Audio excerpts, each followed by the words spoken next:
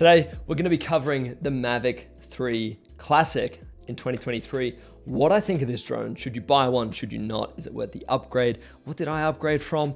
My experience with it. I've had this drone for now 2 months. I absolutely love it. Spoiler, as you could see by the footage in the beginning of this video, I'm a huge fan. What do I think could be better about it? What do I hate? What do I love? We're gonna be covering all that in today's video. So without further ado, let's dive in. Okay, so as I said, I've had this drone for about 2 months now, and I absolutely love it. I was upgrading from the Mavic 2 Pro that I'd had for 3.5 years. And as a full-time content creator, full-time travel filmmaker, my drone is pretty damn important to me. I beat these things like crazy. I fly them to their fullest capacity. I make sure I'm getting the best shots possible. I'm taking them in all kinds of conditions. I've crashed my drone into the snow. I've crashed my drones into trees, you name it. It's been through all the works. And 3.5 years later, my Mavic 2 Pro was still working and I was able to sell it. Pretty impressive in my opinion. That's just a testament to the build quality of DJI, and the thing was still flying straight. It wasn't 100% straight, but to be honest with you, after 3.5 years of use, I was pretty happy with it. But anyway, I knew it was time to upgrade, and when the Mavic 3 Classic came out, I knew this was the one. Now, the Mavic 3 Pro, or just the Mavic 3, and the Mavic 3 Cine had been out for a while, but to be honest with you, I really didn't need the 2 cameras. That was something I just didn't want at all. This drone pretty much had all the other features and they were expensive as hell. So I was more than happy to wait. I knew DJI would come out with something soon, and I was either gonna get this or the Mavic Air 2S. I think they're both great drones. My good friend Luca shoots with the Air 2S, so I've seen it. The only thing is you can't control the aperture with it. So let's dive in to the Mavic 3 Classic.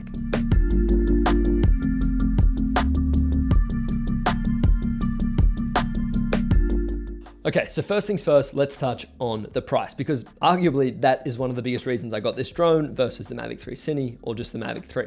Now, the price on this is $1750 US with, it's not just by itself, with this controller. This is a really, really cool controller. It's not like the other controllers. It has a screen on it. If I turn this on now, you can see, hopefully in just a second, there you go, it boots up, it has a screen. That's not my phone. So that is a really, okay, all right. It doesn't want to turn off. I don't know why. I haven't just turned it on and turned it off before, so it's doing its thing. I'll just let it do its thing. But anyway, this is a really cool package for $1,750 US, in my opinion. At least that's what they're going for now. I'm sure there's going to be some sales coming up here, there, and everywhere. So yeah, I think this is a really, really good combo. And to be honest with you, I paid a very similar price for my Mavic 2 Pro when that first came out in 2018 or 2019 now. It's been a minute. So yeah, this was an absolute no-brainer upgrade, and especially for what you get, this drone is insane.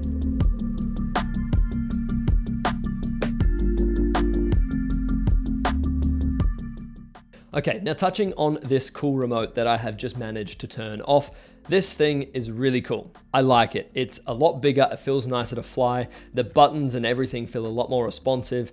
You don't have to put your phone in it, which is a really, really big plus. You know, when you're out traveling in the middle of nowhere and you're relying on your phone for communication and Google Maps, the last thing you want to be doing is putting it into your drone remote and using the battery there, because yeah, that's obviously far from ideal. So I much prefer using this drone remote than my other Mavic 2 remote, and I think this was a great upgrade.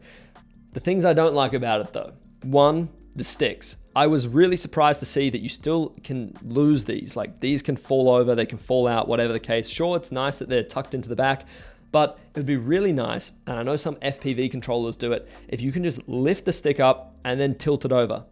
That's it. I don't understand why DJI can't do that. Maybe it's a patent. Maybe there's a trademark. I have no idea. But anyway, that's more or less one of the biggest reasons why I'm not a huge fan of this remote, but it's very, very similar to the Mavic 2 Pro, so it's no big deal.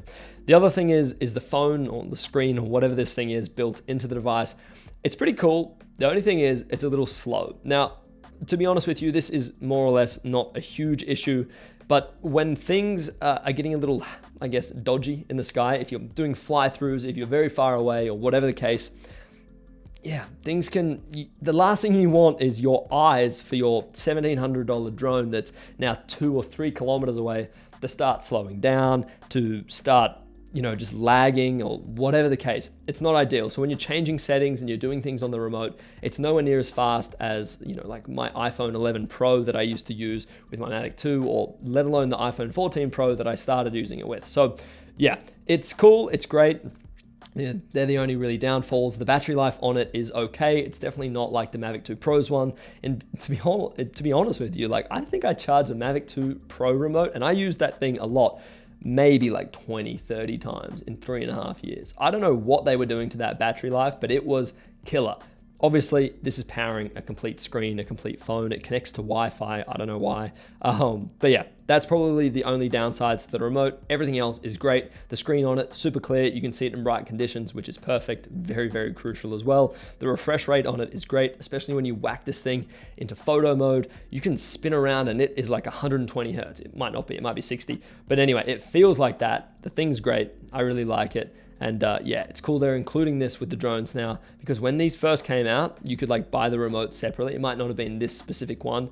I think it was like $1,000. Definitely not this remote. It was a different one, but it was similar to this. I thought this was a really, really cool idea. And I like that it's super slim. It's low profile. Yeah, it's easy to use. I'm a big fan of this. I know I just kind of hate it on the remote, but I am a fan. I do like this. Okay, next up is image quality. Now, the image quality from this is quite the step up for a few reasons. One, you can shoot in 5.1K instead of just 4K. I could only shoot 4K on my Mavic 2 Pro, and that was great. It was amazing. But this, you can shoot 5.1K, which is awesome. I shoot a lot of vertical video. Now, of course, this drone, you can't rotate this vertically, which is fine, but that leaves me only one option, which is punching in. Now, if I'm punching in at 4K, I can scale out to 90%, which is fine. But with 5.1K, I can scale out to nearly 75%, which is even better. I get a wider field of view, I can play around a lot better, and of course, you get the extra added resolution and quality, which definitely doesn't go astray. It definitely doesn't go astray. The only downside to shooting in 5.1K is purely no tracking. So you can't draw a little square around something you'd like to track and then track it. You can only do that in 4K. But to be honest with you, both the photos and videos coming out of this thing are absolutely stunning. So even if you can't track in 5.1K, I really don't care. The images that are coming out of this drone are absolutely gorgeous. And something else that is a very, very welcome change is a very good step up in low light performance. So the Mavic 2 Pro, really, you'd never wanted to push it past its base ISO or move over 200 ISO when you were shooting photos. This, I've been shooting some clips at 800 ISO, and I'm fairly happy with it. To be honest with you, I think the colors and everything coming out of this drone are very, very nice. I really enjoy grading them, and I grade them with my cinematic LUTs. And if you want to pick up those cinematic LUTs, you can do so in the first link in the description. And you can use this cheeky little discount code for a cheeky little discount at checkout. But I absolutely love the images and the quality coming out of this drone. I think they are stunning. And then we move on to battery life. Now, this was one of the craziest upgrades when I got this drone. I went from flying about 18 to 22 minutes on my Mavic 2 Pro, which is not bad for a drone, to going to like 36 to 40 minutes with these batteries. I don't know how. They're more or less a pretty similar size, but the batteries on this drone are insane. I'm now going out to shoot, and I'll put my drone up. Let's say it's a sunrise. Drone will go up, I'll shoot some stuff, and then I'll just leave it hovering and I'll shoot some stuff with my camera. Let's say someone comes past, I get a few little shots, or the light's hitting a really nice area. We'll go and shoot a little bit, and then I'll come back to my drone that's just been hovering there, and I still have like 25, 30 minutes to go, and then I'll continue shooting on my drone. So that is a really welcome change for a few reasons. One, it speeds up my workflow, which is crazy. It can pretty much have me in 2 locations at once. I love it. The other reason is I have to carry less batteries, and I also have to buy less batteries, which is perfect. 2 batteries now easily gets me over an hour of flight time, where 3 batteries used to maybe just get me over an hour flight time. So in my opinion, the battery life on this was probably one of the best upgrades that I hadn't even researched. It was just crazy. When I turned this drone on and I saw like 44 minutes, you're never gonna get 44 minutes, but when I saw 44 minutes in the top corner, I could not believe it. And then I started flying around and around and around and around. And yeah, lo and behold, the battery life on this thing is crazy. finally, we move on to all the upgraded features. So first things first, if you fly with your sensors on, which to be honest with you, maybe I don't want to admit this, but I don't always fly with my sensors on, a little bit dodgy, but if you're flying through small gaps or around things, you can't really fly with sensors on, it's just gonna stop you. But the sensors on this thing, when I do fly with them, they're crazy. They're upgraded like no tomorrow. There's like there's like 4 just in this tiny little area here. So yeah, to be honest with you, the sensors on this thing have got upgraded like crazy. Another thing that's been upgraded is the tracking. I don't know what they did in this drone, but it can track things like no tomorrow. And to be honest with you, one of the reasons that I find myself still shooting a lot in 4K, because I use tracking a lot, is if I'm flying, right, I'll draw a little box around something, right? Let's say it's a palm tree.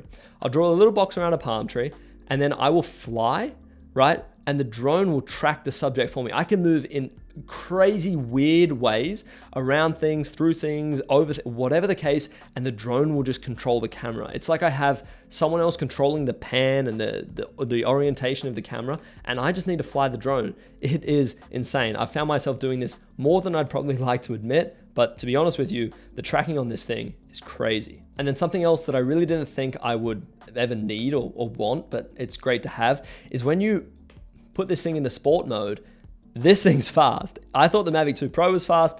In my opinion, this thing is even faster, especially if you get a little gust of wind behind you, you are really moving and really cooking with gas. All right, so that pretty much wraps up my review of the Mavic 3 Classic. I think this is the drone that is here to replace the Mavic 2 Pro. And I think when they released the Mavic 3, that's what they intended to do. But to be honest with you, the way I see it, sure, there's a few little differences here and there, but this drone is pretty much the Mavic 3, which is quite significantly more expensive, just without the second little camera on the drone gimbal camera. That's it. And to be honest with you, everyone that has the Mavic 3 that I know, when they use that other little camera, they hate it. They don't like it. They don't use it. Why? If it's not good, then of course, like, I'm not gonna buy it. I'm just gonna wait. And when this thing came out, I knew this was the one for me. So I love this drone. I intend on keeping this for as long as it can, I guess, still fly. Hopefully, touch wood, that I don't crash it. So hopefully this lasts me another 3 years, just like my Mavic 2 Pro did. But yeah, we'll see. I love this thing. We'll see what DJI releases in the next few years, and I guess we'll go from there. But that pretty much wraps up today's video, guys. I hope you've enjoyed. I hope I've been able to hopefully make your purchasing decision a little bit easier when it comes to the Mavic 3 Classic. I think this is an amazing drone. To be honest with you, it's still small, it's fairly lightweight. So if you're traveling, this is the drone for you. But anyway, if you've enjoyed today's video, let me know down in the comments below. If you're new around here, a subscribe would mean the absolute world. And as always, guys, I will catch you in the next one. Peace.